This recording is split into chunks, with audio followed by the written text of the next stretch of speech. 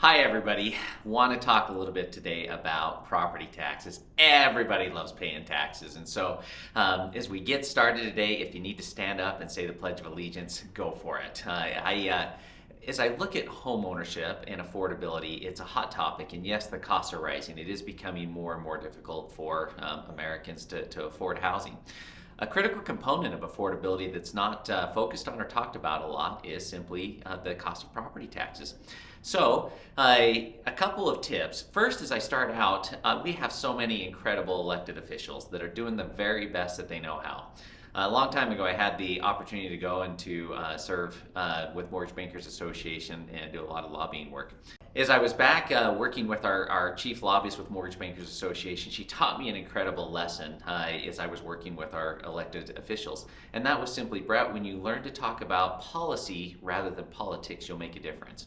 I feel bad often for our local elected officials that are volunteering their time and doing the very best they know how. And so you as a citizen, if you'll help them understand policy, speaking of, and mainly is what I mean by that, is services that are important to you as a citizen. You're the one paying the taxes.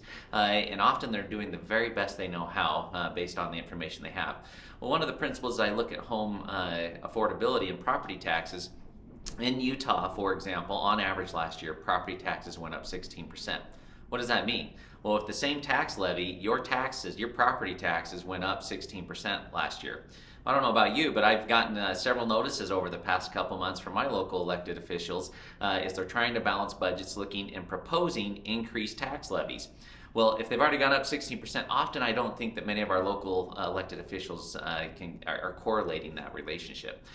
So being able to reach out, help them see that over time those property taxes are actually increasing, which is bringing more revenue in to provide for the services in the local community is an important factor that's often overlooked.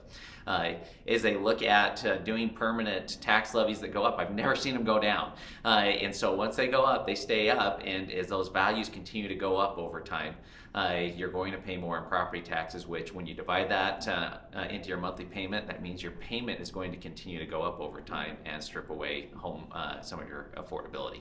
So that's one principle, is reach out, support your local officials, become an active participant in helping them understand what goods and services are important to you as a citizen, and to balance the budgets and to be prudent in those expenditures. Another principle that I wanted to talk about is something called the homestead exemption. The homestead exemption is if you occupy the home for at least 183 days out of the year, then you can get a reduction in the amount that you're taxed on. So for example, let's say that your property is worth $100,000. If you've occupied that 183 days out of the year, then you can get a 45% reduction off the taxable value. So if it was a $100,000 value, you can take 45% off, which would mean that you would only be taxed on $55,000. And so that dramatically reduces your tax bill. So that's something that you want to pay attention to, is make sure that your homestead exemption is in place.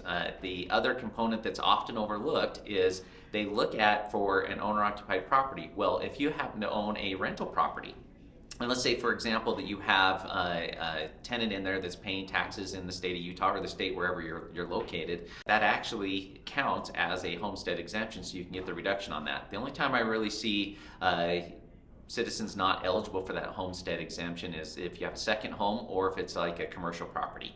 But if you have someone occupying that home as a primary residence, then you qualify for. You want to make sure that you're filing for that reduction, and that will help with your payment affordability. Next, I want to talk about a VA tax abatement. This is for veterans who have a VA disability rating. Here's how it works.